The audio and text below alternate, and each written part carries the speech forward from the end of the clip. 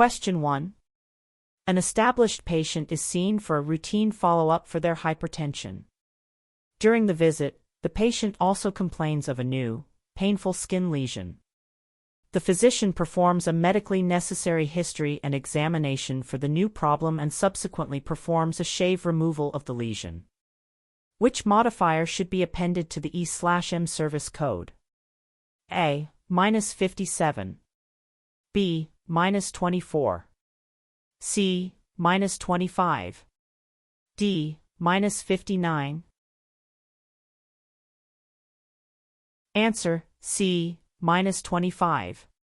This question tests the proper use of modifier -25, which identifies a significant, separately identifiable evaluation and management (E/M) service performed on the same day as a minor procedure. The key clue is that a planned E/M service for hypertension occurred alongside an unplanned procedure, lesion removal, for a different issue. Appending modifier -25 to the E/M code tells the payer that the visit was not just for the pre-procedural work of the shave removal but was a distinct service. For instance, if a patient sees a doctor for a scheduled medication check and also gets a wart frozen off during the same visit, the E/M code for the medication check would need a -25 modifier. A great way to remember this is, if you can justify two separate visit notes for the same encounter, one for the E/M and one for the procedure, modifier -25 is likely appropriate. Question 2. In ICD-10-CM, what is the purpose of the placeholder character X? A. To indicate that a code is for an external cause of injury. B. To allow for future expansion of a code and to fill empty character spaces. C. To signify that the diagnosis is uncertain or probable. D. To mark a code that requires a seventh character for laterality. Answer: B. To allow for future expansion of a code and to fill empty character spaces. This question assesses knowledge of basic ICD-10-CM code structure and conventions, specifically the function of the placeholder X. The keyword here is placeholder, which hints at its role in holding a spot. The character X is used to fill in empty character positions when a code is less than 6 characters long but requires a seventh character to provide more specific information, such as the episode of care for an injury. For example, the code for a toxic effect of an accidental overdose of aspirin is T39.011A. If a code like this didn't have a 5th or 6th character but needed a 7th, an X would be used to save the space. Just remember, X marks the spot for future codes and ensures the 7th character is always in the correct position. Question 3. A patient undergoes a total abdominal hysterectomy with bilateral salpingo-oophorectomy. Which suffix best describes the surgical removal of the ovaries? A. Rapophy. B. Pexy. C. Plasty. D. Ectomy. Answer: D. Ectomy. This question tests foundational medical terminology, a critical skill for understanding procedure descriptions. The key term is removal of the ovaries, which directly corresponds to a specific surgical suffix. The suffix ectomy means surgical removal or excision, so an oophorectomy is the surgical removal of an ovary. Other options are incorrect. Rapophy means to suture, pexy means surgical fixation, and plasty means surgical repair or reconstruction. Think of an appendectomy, removal of the appendix, or tonsillectomy, removal of the tonsils, to easily recall that ectomy always means taking something out. Question 4. Which of the following is covered under the global surgical package? A. The initial evaluation where the decision to perform surgery was made. B. Postoperative complications requiring a return to the operating room. C. All routine preoperative and postoperative care. D. Treatment for an unrelated condition by the same physician during the postoperative period. Answer: C. All routine preoperative and postoperative care. This tests understanding of the global surgical package concept, which bundles payment for services related to a surgical procedure. The keyword routine is the clue, as the global package covers all standard care immediately before and after the surgery for a set number of days. This includes the operation itself, local anesthesia, and typical follow-up care like suture removal.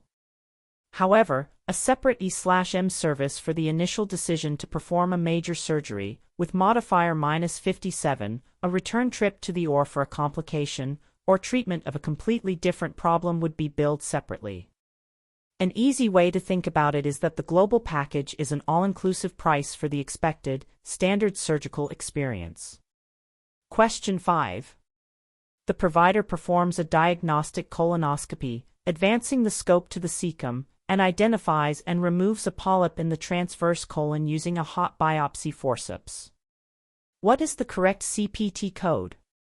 A. For 5378, diagnostic colonoscopy. B. For 5380, colonoscopy with biopsy, single or multiple. C. For 5384, colonoscopy with removal of polyps by hot biopsy forceps. D. For 5385, colonoscopy with removal of polyps by snare technique. Answer: C. For 5384, colonoscopy with removal of polyps by hot biopsy forceps. This scenario assesses the ability to select the most specific CPT code for a surgical procedure, a concept known as coding to the highest degree of specificity. The key phrases are colonoscopy, removes a polyp, and hot biopsy forceps, which point to a definitive therapeutic procedure, not just a diagnostic one. When a diagnostic scope becomes therapeutic, meaning the doctor finds and treats something, you code for the therapeutic procedure only. Since the removal method is explicitly stated as hot biopsy forceps, the code that specifies this exact technique must be chosen over more general biopsy or snare technique codes. Always remember the coding rule: if a specific method is documented, you must use the CPT code that describes that exact method. Question 6. A patient is diagnosed with acute and chronic respiratory failure. How should this be coded according to ICD-10-CM guidelines? A. Code only the acute respiratory failure. B. Code only the chronic respiratory failure. C. Code both acute and chronic, sequencing the acute condition first. D. Code a single combination code for acute on chronic respiratory failure. Answer: C. Code both acute and chronic, sequencing the acute condition first. This question tests knowledge of ICD-10-CM sequencing guidelines, specifically for coding acute and chronic conditions when there isn't a single combination code. The keywords are acute and chronic, signaling a specific rule is needed. The official guideline states that if the same condition is described as both acute or subacute and chronic, and separate subentries exist in the alphabetic index, you should code both and sequence the acute code first. For example, if a patient has acute and chronic cholecystitis, the code for the acute condition is listed before the code for the chronic condition. A simple tip is to remember that acute conditions are generally more severe and represent the immediate reason for the encounter, so they almost always take precedence in sequencing. Question 7. According to the CPT manual, how is anesthesia time defined for billing purposes? A. From the moment the surgeon makes the incision to the final suture. B. From the moment the anesthesiologist begins to prepare the patient in the operating room to when the patient is safely placed under postoperative care. C. Only the time the patient is fully unconscious. D. From the moment the patient enters the operating facility to when they are discharged. Answer: B. From the moment the anesthesiologist begins to prepare the patient in the operating room to when the patient is safely placed under postoperative care. This question tests the official definition of billable anesthesia time, a core concept in anesthesia coding. The key is understanding that anesthesia time includes more than just the skin-to-skin surgical time. Anesthesia time starts when the anesthesiologist begins preparing the patient for induction of anesthesia in the operating room, or an equivalent area, and ends when the anesthesiologist is no longer in personal attendance because the patient has been safely placed under postoperative supervision. This includes preoperative prep in the OR and postoperative monitoring until handoff. Remember that anesthesia time is prep to safe handoff, not just the time the surgeon is cutting. Question 8. What is the primary purpose of an Advance Beneficiary Notice of Non-Coverage, ABN? A. To inform a Medicare beneficiary that a service or item may not be covered and that they will be financially responsible if Medicare denies payment. B. To pre-authorize a service with Medicare to guarantee payment. C. To document a patient's refusal of recommended medical treatment. D. To bill a secondary insurance provider before billing Medicare. Answer: A. To inform a Medicare beneficiary that a service or item may not be covered and that they will be financially responsible if Medicare denies payment. This question assesses knowledge of compliance and billing documents, specifically the ABN. The keywords Advance Beneficiary Notice imply that the notice is given to the patient before a service is rendered. An ABN is a form used by providers to notify Medicare patients that Medicare is not expected to pay for a specific service or item, thereby transferring potential financial responsibility to the patient. For example, if a doctor recommends a screening test that is not covered for a patient's diagnosis, an ABN must be signed before the test is done for the practice to be able to bill the patient. Think of an ABN as a financial heads-up for the patient, ensuring they aren't surprised by a bill for a non-covered service. Question 9. In which of the following body planes is a coronal slice taken? A. A vertical plane that divides the body into left and right parts. B. A horizontal plane that divides the body into upper and lower parts. C. A vertical plane that divides the body into front, anterior, and back, posterior, parts. D. A plane that passes through the body at an angle. Answer: C. A vertical plane that divides the body into front, anterior, and back, posterior, parts. This question tests knowledge of essential anatomical and radiological terminology, specifically the planes of the body. The keyword coronal is often used in imaging reports, so understanding its orientation is crucial. A coronal, or frontal, plane runs vertically and divides the body into an anterior, front, section and a posterior, back, section. For instance, a coronal view of the head would show the face and the back of the head simultaneously. A simple way to remember this is to think of a crown, which sits on the head in a way that separates the front from the back. Question 10. The OIG Work Plan outlines: A. The fee schedule for CPT codes for the upcoming year. B. Mandatory training requirements for all certified coders. C. Areas of potential fraud, waste, and abuse that the Office of Inspector General will be scrutinizing. D. The appeal process for denied Medicare claims. Answer: C. Areas of potential fraud, waste, and abuse that the Office of Inspector General will be scrutinizing. This question is about compliance and regulatory oversight, focusing on the role of the Office of Inspector General, OIG. The keyword is OIG, which is the primary government agency tasked with combating healthcare fraud. The OIG Work Plan is a public document that announces the specific services, providers, and billing practices it intends to audit and investigate in the near future. For example, a recent work plan might focus on the billing of high-level E/M services or the use of certain modifiers, signaling to practices that they should review their own documentation and coding in those areas. Just think of the OIG Work Plan as a public watch list of potential problem areas in healthcare billing. Question 11. What type of information is represented by HCPCS Level 2 codes? A. Physician procedures and services. B. Inpatient hospital diagnoses. C. products, supplies, and services not included in CPT, such as ambulance services and durable medical equipment. D. The complexity of medical decision-making in an E/M service. Answer: C. Products, supplies, and services not included in CPT, such as ambulance services and durable medical equipment. This question differentiates between the CPT Level 1 and HCPCS Level 2 code sets. The key is understanding what HCPCS Level 2 codes cover that CPT codes do not.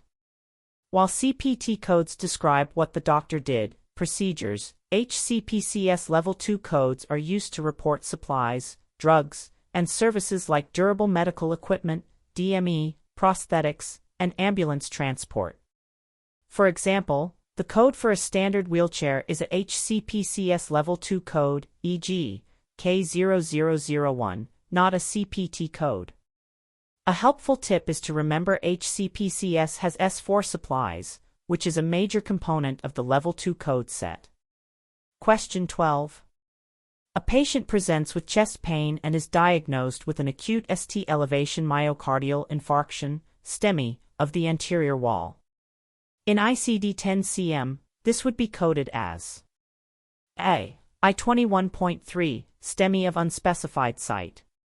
B. I-25.10, atherosclerotic heart disease of native coronary artery without angina pectoris. C. I-21.09, STEMI involving other coronary artery of anterior wall. D. R07.9, chest pain, unspecified. Answer: C. I-21.09, STEMI involving other coronary artery of anterior wall. This question tests the ability to select a specific ICD-10-CM code based on clinical documentation. The key phrases are STEMI and anterior wall, which point to a very precise diagnosis that must be reflected in the code. The code for chest pain, R07.9, would not be used because a definitive diagnosis has been made, and the code for atherosclerotic heart disease, I-25.10, represents a chronic condition, not an acute heart attack. The code for an unspecified STEMI, I-21.3, is incorrect because the location, anterior wall, is known. Therefore, you must select the code that specifies both the type of heart attack, STEMI, and its anatomical location. Always code to the highest level of certainty and specificity documented by the provider. Question 13. Which of the following is an example of a Category 3 CPT code? A. 99213, office or other outpatient visit for an established patient. B. 11102, tangential biopsy of skin. C. 0515T, insertion of drug-eluting implant into lacrimal canaliculus. D. 96372, therapeutic, prophylactic, or diagnostic injection. Answer: C. 0515T, insertion of drug-eluting implant into lacrimal canaliculus. This question assesses knowledge of the different categories of CPT codes. The key is to recognize the format and purpose of a Category 3 code. These codes are temporary codes for emerging technologies, services, and procedures and are identified by a letter T in the fifth position, e.g., XXXXT. They allow for data collection on new procedures that are not yet established enough to warrant a permanent Category I code. Category I codes, like 99213 and 11102, are for proven services, while Category 2 codes are for performance measurement. The easiest way to spot a Category 3 code is to look for the four numbers followed by the letter T. Question 14. When coding for an immunization, what two types of codes are typically required? A. An E/M code and a procedure code. B. A diagnosis code and a HCPCS Level 2 code. C. The product, vaccine/toxoid, code and the administration code. D. A lab code and a pathology code. Answer: C. The product, vaccine/toxoid, code and the administration code. This question tests a fundamental rule in coding for immunizations, found in the medicine section of the CPT manual. The key is to understand that giving an injection involves two distinct components that must be reported separately: the vaccine itself and the act of giving it. The product code, from CPT or HCPCS, identifies what was injected, e.g., the flu vaccine, while the administration code, from CPT, identifies how it was given, e.g., intramuscular injection, and includes any required counseling. For example, you would report code 90686 for the specific flu vaccine product and 90471 for the administration of that single vaccine. A simple rule to remember is, for vaccines, you must code for both the stuff and the stick. Question 15. An excludes one note in the ICD-10-CM tabular list means: A. The two conditions can be coded together if they are unrelated. B. The excluded code is a component of the primary code and should not be coded separately. C. The excluded condition should be sequenced first if present. D. The two conditions cannot be coded together under any circumstances. Answer: D. The two conditions cannot be coded together under any circumstances. This question tests a critical ICD-10-CM guideline regarding instructional notes. The key concept is the excludes one note, which indicates mutual exclusivity. An excludes one note under a code means that the code and the condition listed in the note are mutually exclusive and should never be reported together. For example, the code for a congenital condition would have an excludes one note for the same acquired condition because a patient cannot have both at the same time.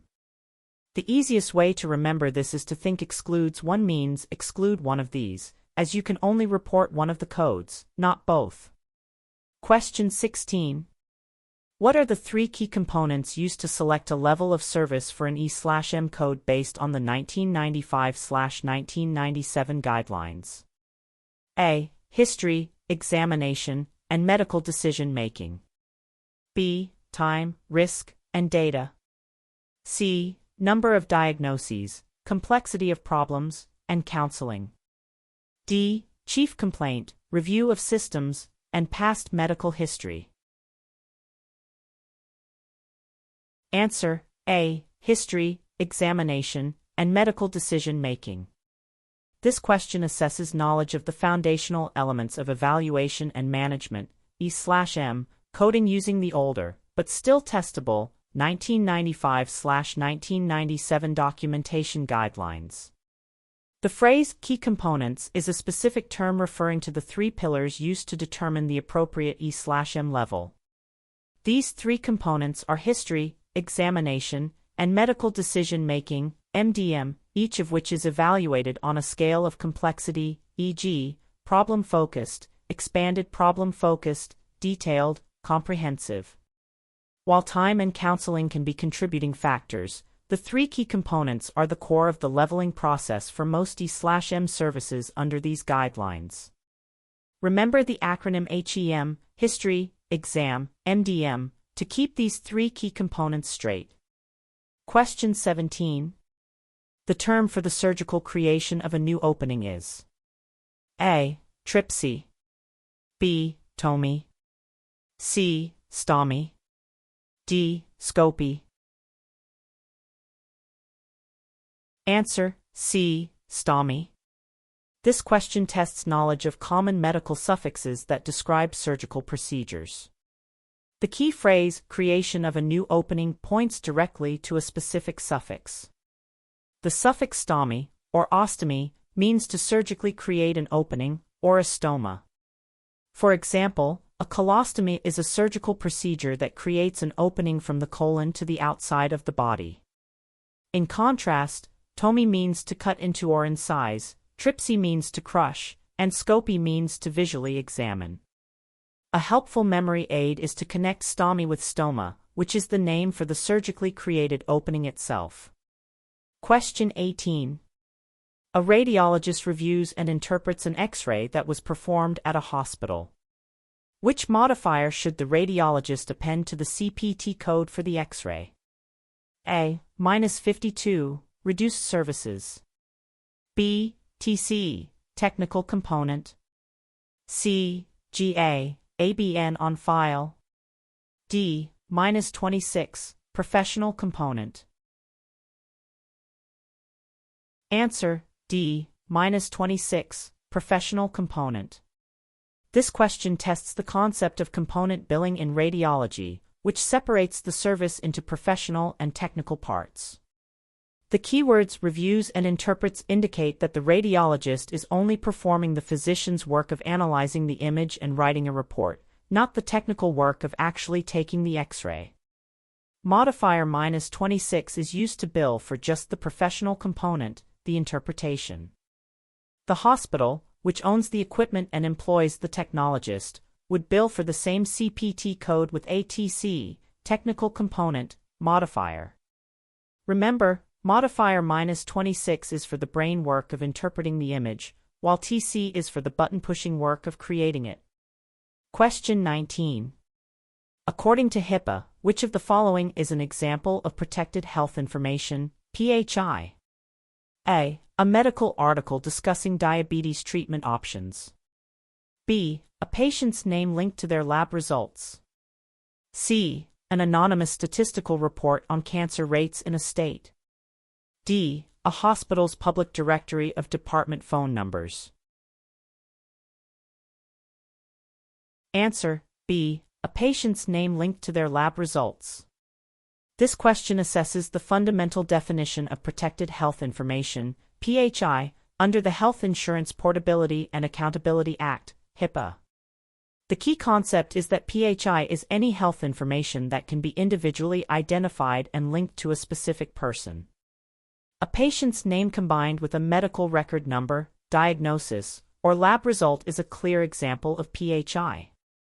Information that has been de-identified, anonymous statistics, or is general in nature, a medical article, is not considered PHI. A simple rule is, if you can use the information to figure out who the patient is, it's protected. Question 20. When a definitive diagnosis has been established, which of the following should not be coded? A. Chronic conditions that are actively being treated. B. The definitive diagnosis. C. Signs and symptoms that are integral to the established diagnosis. D. Unrelated conditions that affect patient care. Answer: C. Signs and symptoms that are integral to the established diagnosis. This question tests a core ICD-10-CM coding guideline about coding signs and symptoms versus a definitive diagnosis. The keywords are definitive diagnosis and integral, which means the symptoms are a routine part of the disease.